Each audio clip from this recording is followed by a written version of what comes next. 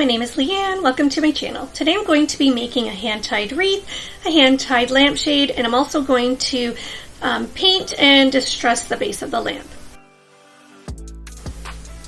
So this is the assortment of fabric that I'm going to be using to make the wreath with. So in here I have included some material that I've had for a period of time. I like to collect material, never know what I'm going to do with it, but if I see it and I like it, I tend to buy it. As well, I also picked up a couple sheets at some thrift stores because I felt that with the prices now of material, it's a more cost-effective way to make something for less. So I washed and dried all of the fabric. However, I didn't iron any of it, as you could probably tell, because in the end result, you won't really notice if it has been ironed or not. Plus, the wrinkles might actually add a little bit of volume to the wreath once it's completed.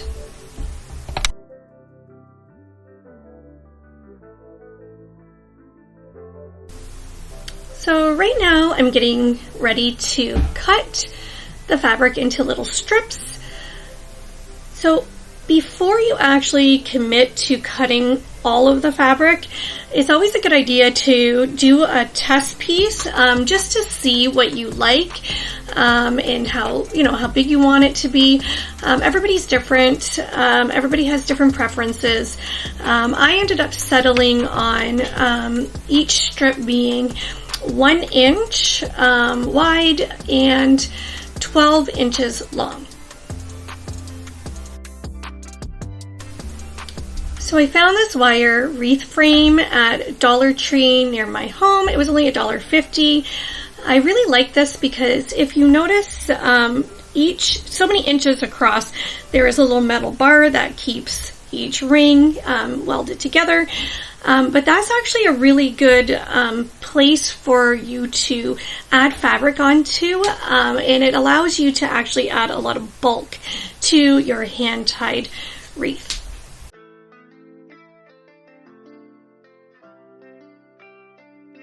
So you'll notice that I'm tearing the fabric, giving it a little cut, and then tearing. It actually adds a little extra texture to the material and to the wreath when you do that. The only problem that I ran into is there's a lot of fraying and loose string that you have to contend with. So if you're not up for that and you want a cleaner look, by all means you can use a cutter or a pair of scissors and cut each piece. I really like the look of it being torn, each piece being torn, but it's all a matter of preference.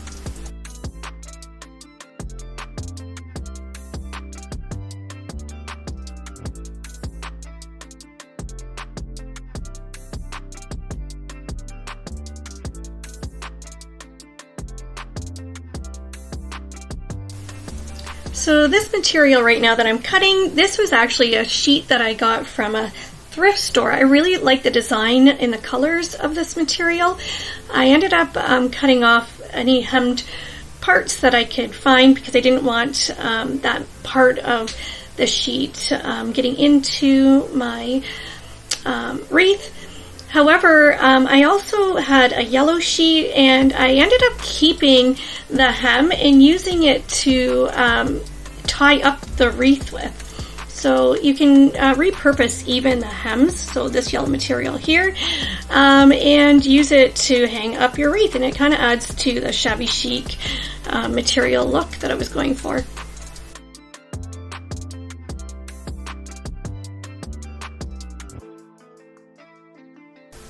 So now I'm getting all of the strips in neater piles. So when I decide I'm ready to start tying it onto the wreath frame, it's easier to work with.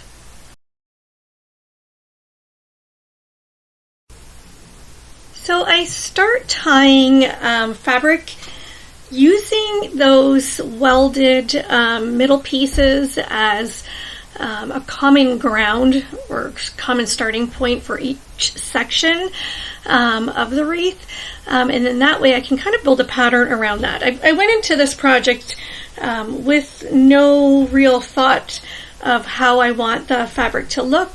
I also have more fabric that came from the sheets compared to some of the pieces that I had from leftover projects.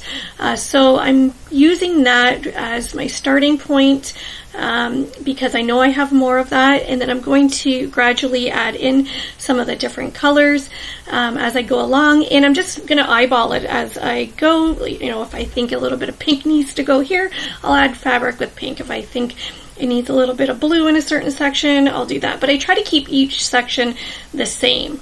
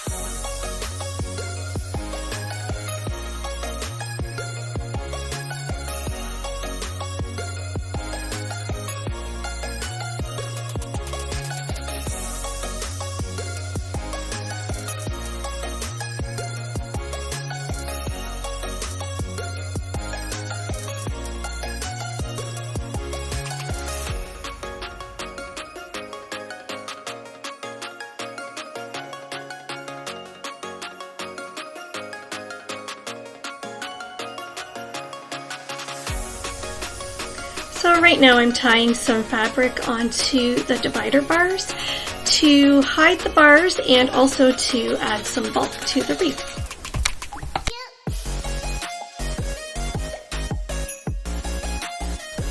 So this is what it looks like when it's all done. I just need to tie the hem on from that sheet. And this is it hanging in my shop.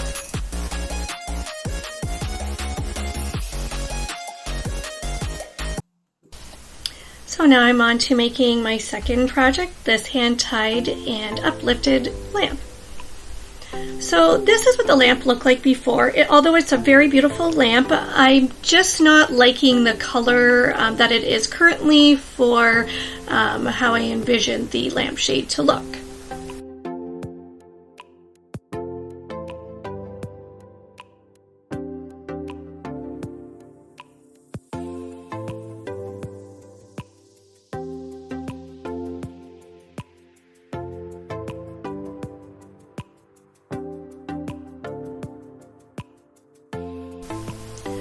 So I'm going to cover the base of the lamp in this Glidden paint, interior paint. It's a nice white paint, and it actually, you only need around 2 coats, and it really covers nicely. Right here I'm showing that I only bought this lamp for $5, and I bought it at a local thrift store.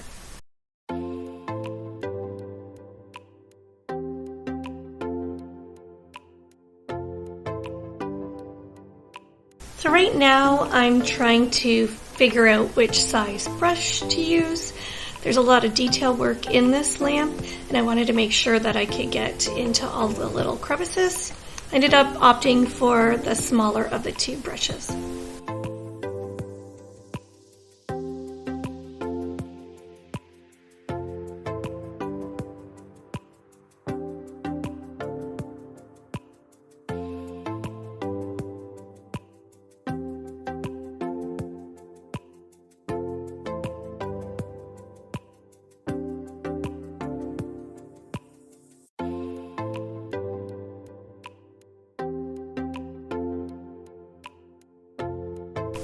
Right now that the first coat of paint is on, I set it aside to dry, and I'm now trying to decide which of the 2 lampshades would look best. So this is the one that I bought with the base, and this is a second one that I had also bought at the thrift store. I'm thinking that at this point that this $4 lampshade might actually be better than the large one that came with the lamp. So I go ahead and start taking the fabric off of this one and use this one to tie the fabric onto.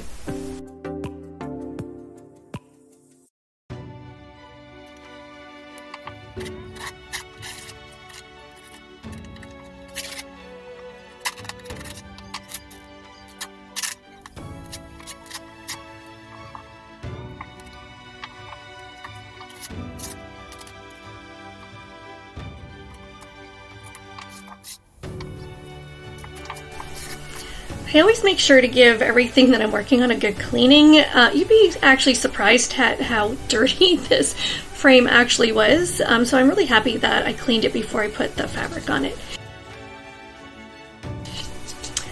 Now that I have the 2 coats of paint on the base and that it has fully dried, I'm distressing it to give it more of a shabby chic look. I also ended up painting the bottom of the base because I felt like it gave it a more completed look.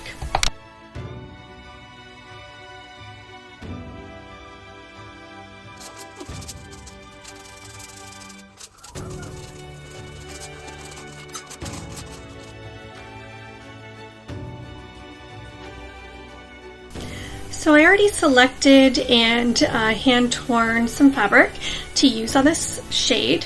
Right now, I really, you'll find a common theme, I really didn't have much of a game plan going into creating this lampshade. So I just kind of start at one of the poles. I just start tying on material that I like. And again, I'm trying to make each section the same. So you'll see that I tie the same fabric onto each of the poles. And then I just keep adding fabric as I feel it is visually pleasing. And I go from there. So just as I did with the wreath, I'm using 1 inch by 12 inch fabric pieces on this lampshade. So you might notice that as I'm tying each piece of fabric onto the lampshade, it's bouncing around quite a bit. So I finally come to the idea that if I just put the finial back on the top of the lamp, then it would probably stop the shade from bouncing around, which it did. So I highly recommend that if you are doing this, to put the finial on and make your life a lot easier.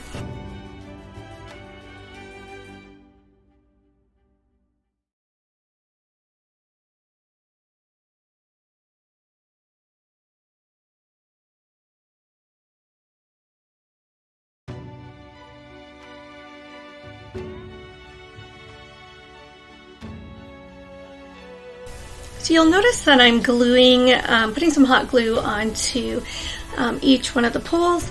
As I was tying the fabric onto the frame, I realized that I'm getting close to the bulb, and I started getting nervous that if that material got too hot, I did not want to be responsible for somebody's home going on fire. So I opted to just wrap the material around each one of the poles to hide that pole, but also to prevent the material from getting too close to that bulb. Also, you'll notice that later on in the video, I pull a lot of the ties to the front of the shade, so nothing's really dangling inside close to that bulb.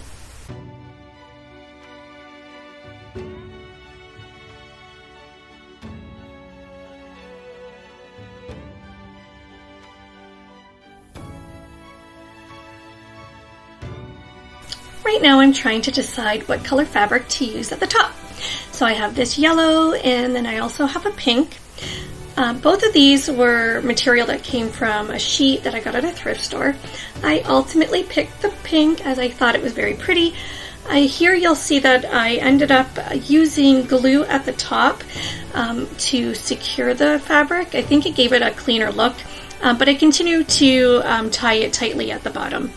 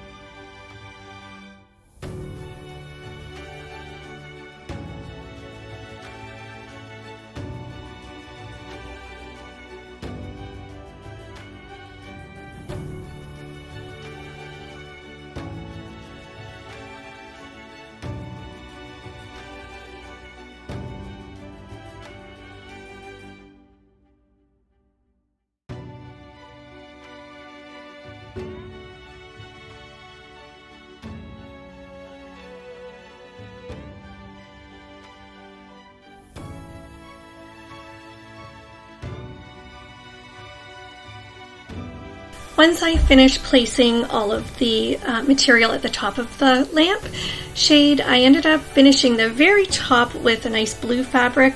Again, I just used glue to make sure that it was securely attached to the top. Now I'm going through and cutting off any stray pieces of thread that is coming off of the fabric, as well as I'm trying to look to see if I need to cut any longer strips than others so it has a more unified look. And this is it completed. I think it came out very nice.